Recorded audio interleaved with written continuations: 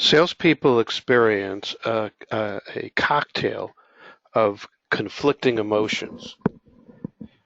One of the more obvious ones have like a manic depressive quality. It's the roller coaster of emotions. One day you're on top of the world, you close a sale, and then the next day you feel like you got kicked to the curb. You lose a sale that you thought was a slam dunk, or somebody won't call you back. And so we really need a way to manage our emotions. So that's one matrix of emotions. And then there are others relative to how we interact with other people. Um, I don't know if you've had a chance to look at the data, but how many salespeople do real B2B selling? Um, how many do you think are out there? According to a study done by by a Harvard Business Review professor named Walter Friedman, it's under 1% of the population. And so if it were true that this 1% was actually doing B2B work, we're invisible to 99% of the population. Well, how does that affect this cocktail of emotions? Well, first of all, we have disappointment at the rejection that we face. But then there's kind of these twins, contempt and jealousy, that we experience from non-selling colleagues who don't understand what we do. And this is somewhat motivated by the influence of books like Death of a Salesman, where Willy Loman is portrayed as a slimy loser, and that image has infiltrated itself into our culture.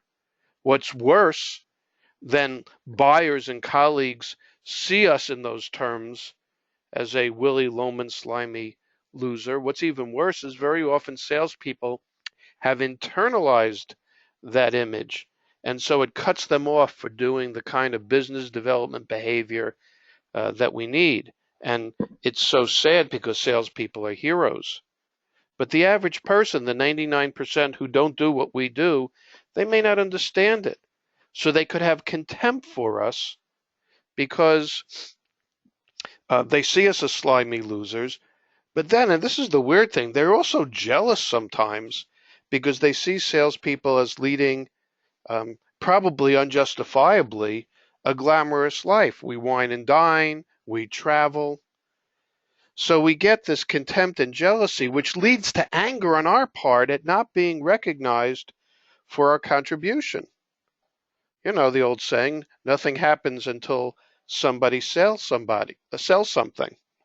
So in addition to this cocktail, here's another element. Potential self-importance, thinking we're better than somebody. So when you finally make it as a salesperson, there are salespeople who think they're better than everybody else, and they could overlook the team's contribution, and this could lead to toxic behavior that undermines the culture of a company. So I've found that there's another emotion that we can call on that helps stabilize us, and that is the emotion of gratitude. And by and large, there are two things for which salespeople can be grateful. One is having a good product to sell and a company for whom they could work. And the other is having prospects and customers.